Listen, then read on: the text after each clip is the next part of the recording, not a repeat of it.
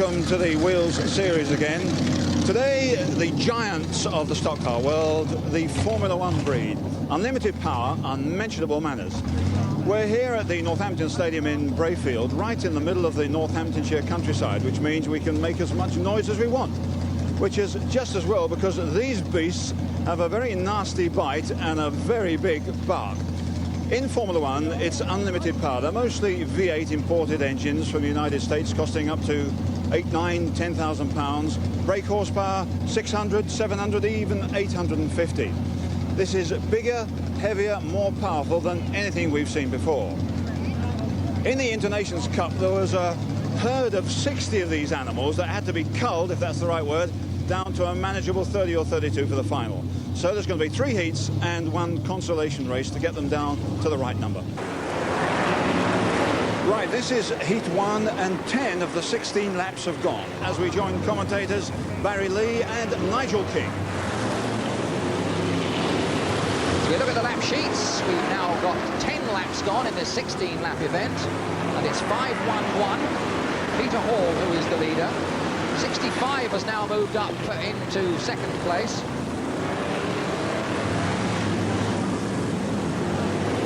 A little bit of a group coming down there as a barrel goes spinning. Inside track markers. Some problems when another car just clips the wheels. Ooh, rapid change of direction there. A puncture on the front. Oh dear, and there goes the banners in the centre green and the park car as well. But to be fair, I don't think he's got too much control with that puncture.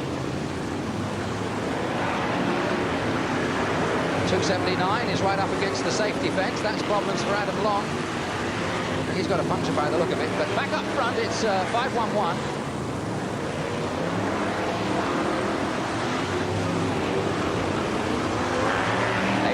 Ray Tilsley just sweeping through on the inside now to take it up as we come towards the closing stages of this one. There's 2 more laps to go, and it's Ray Tilsley now. Car number 85, another Formula 2 man. Had a little dabble at it, but came back to the Formula 1s. There's the 53 car of John Lund further back. Somebody smoking badly, but 53 moving up. He's back in about 4th place at the moment. Into the final lap we go. Still 85 in the lead. 452 Joe Joplin second, but this is the man who's clear through at the moment. Round the final turn, the checkered flag at the ready.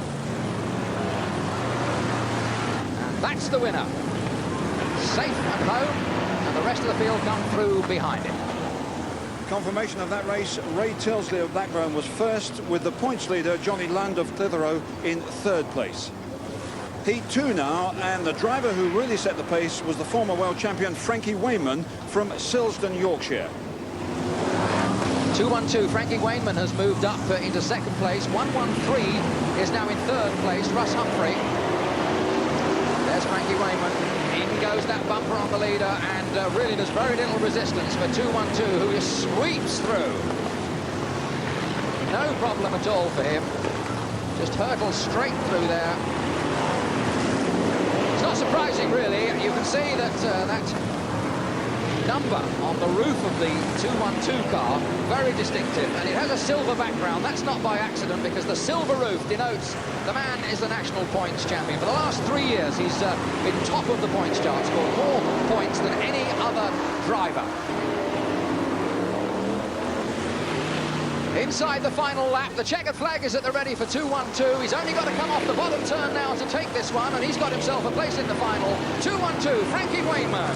He's home and dry, and as they come round the turn, the rest of them coming over the line. 4.95, Alan Kayser gets 2nd place, 3.54. Richard Ainsworth is 3rd with 55. Bert Finnegan in 4th place. On to heat 3, and let's look at this one from the start.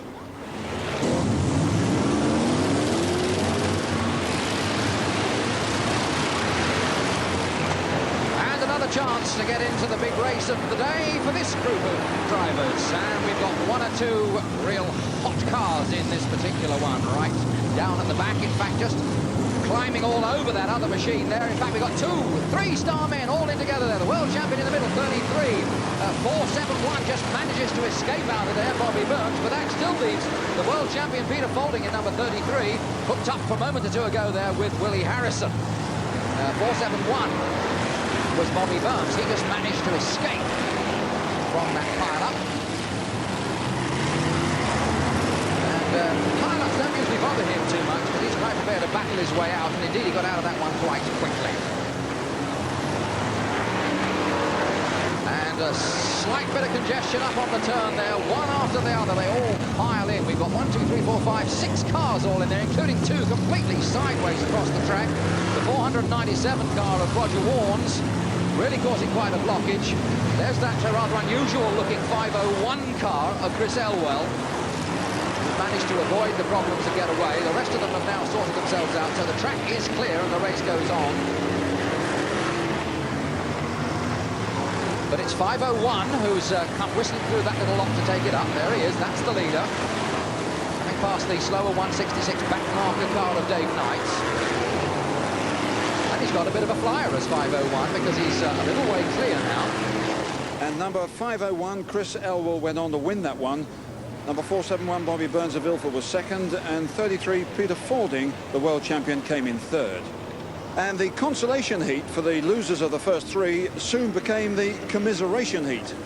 6 laps gone in this consolation event, and it's still car number 110, Ray Scriven, who is the leader from Brafield in Gloucestershire. Very experienced man, so maybe that's what's carrying him through all the trouble. He's been racing for over 20 years. Car number 73 is in second place, and that's Rob Cowley in second place. 511, the only star man in this, Peter Hall from Skipton, is in third place. Bit surprised he didn't get through earlier, but there we are. He's got his last chance to get through now and going to make the most of it. Here's the lead car, 110 as we look at the sheets. 8 laps gone, halfway, 378, does a beautiful pirouette for us. That's Wayne Handley. Not handling that well, Nigel. Yes, he did a quick recovery, but 110, the leader, has now gone, and 134, there was a back marker that went with him, Wally Pittham.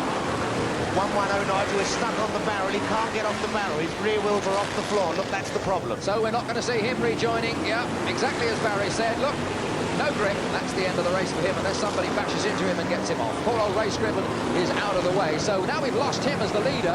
While all that was going on, the 511, who was lying in third place, has shot up to take the lead. So 511 is the leader, 73 is second, and 481 is third. That's the way they go now. 10 laps gone. And a sigh of relief from that group, led by Peter Hall. They've squeezed into the final. Well, the noise here is amazing, but anyhow, that's nicely thinned the field down for the final of this Internations tournament, down to 32. But it still means, of course, a lot of power and a lot of steel out there for these 20 laps. And a lot of interesting machines. This one particularly, number 501 of Chris Elwell of Rugeley, Staffordshire, is a very interesting one, certainly for Barry Lee. Barry, there's a few sophisticated points on this machine which some of us perhaps might not understand. Very much so, because they do look very agricultural, Jerry, but this particular car has got all the Formula 1 type suspension set up. It's got a torsion bar set up on the front suspension. It's got special braking systems, so when he brakes for the corner, which we've seen before, the tyres will let the car squat right the way down and turn himself into the corner. It's a very, very sophisticated car built on the American quarter-mile oval cars. And inside the car, Barry, there are 1 or 2 weird and wonderful things. Well, they're weird and wonderful, but they're all there for a practical reason. As I said, this is a very sophisticated car.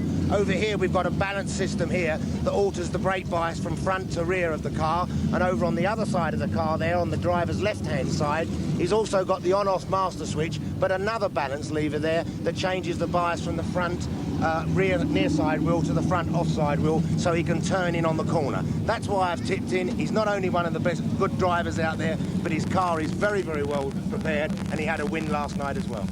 Chris, this is bad news. Barry Lee's tipping you to win this one. How do you feel about it? You take one lap at a time, and if you do that, the race will take care of itself. So You think you might have a chance, though? everybody's got a chance. Good. Well, Barry Lee's got to do the fastest lap of the afternoon. He's got to get from the pits back into the commentary position, so away he goes.